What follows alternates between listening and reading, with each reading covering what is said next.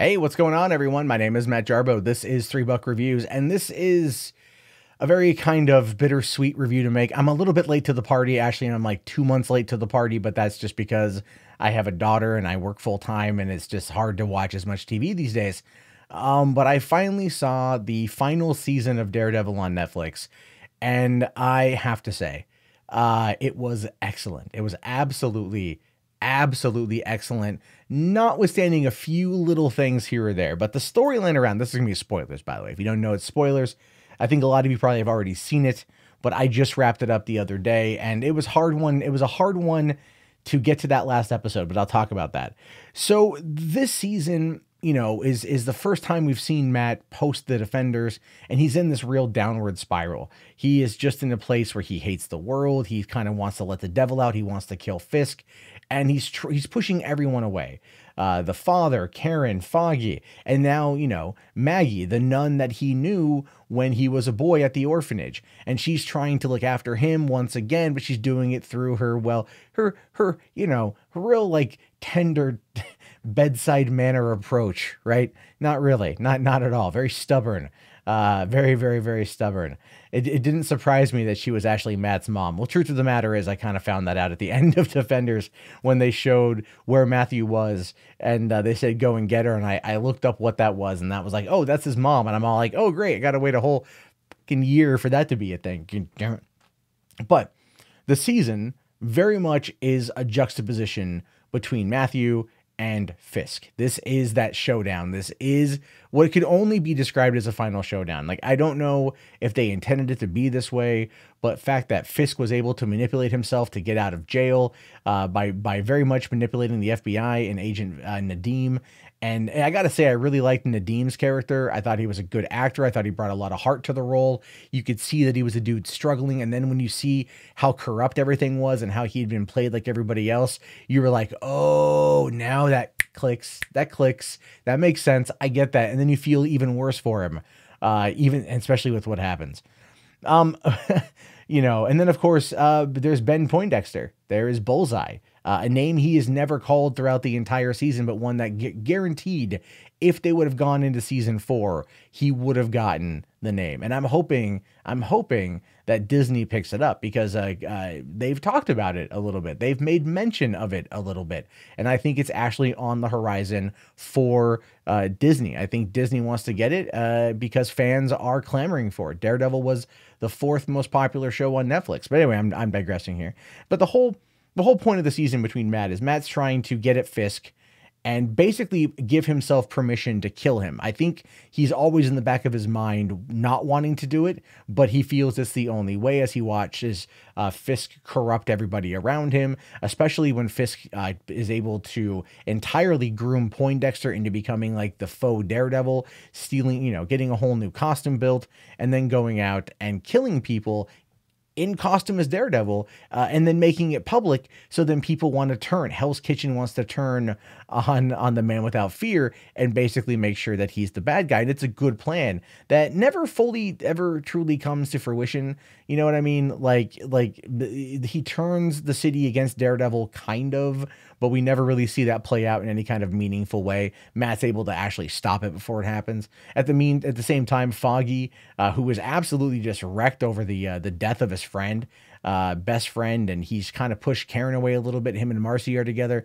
But when he starts to realize that Matt's alive after, Matt shows himself and he realizes that he's not gonna run. He's gonna be there for his friend. He tries it a different way. He tries to get at Fisk using the legal method by going after Ben Tower, who was the district attorney, who was the assistant district attorney in season 2 when the district attorney was killed by Clancy Brown. So now he's up there, and they get into their whole thing. He's trying to use the police as a way to get them to support Foggy for a write-in candidate for district attorney in order to basically put enough pressure on Tower for Tower to actually do something against Fisk. But Tower realizes, I think, that everyone's kind of gotten, or there's just not really a need to that right now, because also the FBI is so happy with it, and the Albanians are getting off the street, other crime lords are getting put off the street, and as a result of that, it becomes this, well, I mean, he's doing a good thing. Why would I mess with that? Right. Again, it's just, I don't want to say corruption, but it's a blind, you know, you're looking, they say justice is blind, but no, this isn't really justice is blind. This is just a dude choosing to not engage because it doesn't serve his immediate interests. But Karen has probably the most interesting storyline over the season, complete with her own little like side adventure. That's a flashback that takes place over the span of half of an episode, not a whole episode like in season 2 of Stranger Things, when they did that whole episode with 11 going to Chicago that everybody hated episode 7. Everyone hated it. This one ended on a cliffhanger. They gave us 25 minutes of Karen, wrapped up that storyline, right back into the action. So it worked. They gave us a little bit of a breather and then brought us in for a solid finale of the episode. And a whole thing of how her brother died and how it was her fault, that she was dealing coke. And she was a druggie and an alcoholic living in upstate. That was her whole thing. But we do get to see her, Deborah Ann Cole, making out with the chick. So if you're into that sort of thing, scissor me timbers, essentially. But really, what I thought was good as far as character development goes. I really liked Bullseye. When they first announced that the guy who played Boyd in Heart of Dixie was going to be Bullseye, I was all like, that's a little weird choice, because that was a kind of an hour-long comedy drama romance show on CW a few years ago. It was actually pretty fun, but he played kind of a country bumpkin there, and here he's playing this stone cold killer.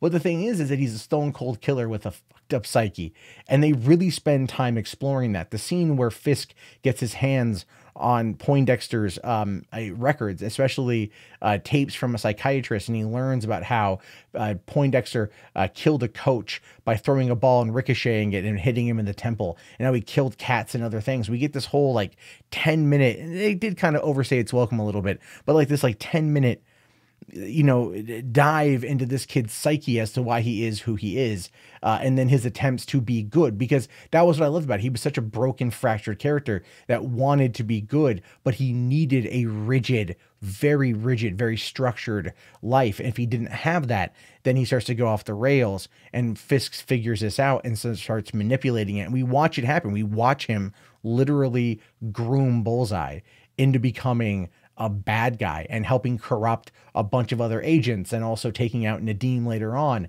But what I loved was how Daredevil got back at him, because Fisk had his girlfriend Julie killed, not his girlfriend, but a girl that he wasn't romantically interested in, but he needed her to be his North Star. And that was like, he was so desperate to be good. He was kind of, transfixed on her. And then Fisk has her killed, but then Daredevil finds out and leads him right to her body. For what I feel is probably the most oh shit moment all season, was when Bullseye, dressed as Daredevil, goes to Fisk's wedding with Julie's frozen corpse, eyes open and everything, in the passenger seat, and he's talking to her. And I'm like, oh shit, it's gonna get off of, it goes crazy. And then of course you had them battle it out. The three of them battle it out, where Fisk and Daredevil effectively had to work together to kind of take out Bullseye, which they did. Fisk breaks his back. Then Matt beats the shit out of Fisk, while Vanessa is, begging Matt to stop. And this is also after time when Matt saves Vanessa 3 times from Bullseye trying to kill her. Because Matt had, I think at that point, realized that the law was going to work, but he had to also save Vanessa, even though he knew that she ordered the death of Nadim, and he needed that as leverage as well. So it's not just saving her for the sake of saving her. It's saving her because he needs something from her, which I feel is always that kind of like duality of what Murdock is up to. So again, it was just great finale on that one. Beat the crap out of Fisk. Fisk knows who Matt is, knows who Karen and Foggy is, knows all that stuff. Basically works a deal with him. Like, you go to jail, you don't say my name, you don't go after Karen or Foggy, and I keep Vanessa safe. And that's where it's at. Like, and so he did it. He allowed it. That was kind of cool. It was like this emotional moment where Fisk is bloodier than shit, and trying to, he makes this deal for the woman that he loves, which again is this very kind of deep, nuanced portrayal of the character. Yes, completely sociopathic. They finally called him Kingpin. He's in the white suit. They do the whole 9 yards. It was awesome. It was so cool when they said, oh, what's his code name? His code name is Kingpin. I'm like, oh, so good. So good. And then, of course, it ended in probably the best possible way for it to end, right? If this is the series finale, I would argue that, Nelson, Murdock, and Page being a law firm is probably the best course of action. It's like, I would say that is a good way to end the series. Fisk is in jail. They're protected. He's not going to say anything. Daredevil's back. They're going to go back and work together. It's a good place to end it if this is it. I just really hope this isn't it. I had a lot of fun with it. 13 episodes, sometimes felt like it went on a little bit too long, but at the same time, not enough.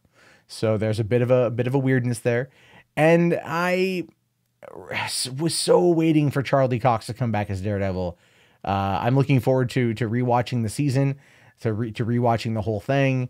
All 3 seasons, including Defenders. Daredevil's my favorite show on Netflix, and it just took me a long time to get to it, which really pisses me off.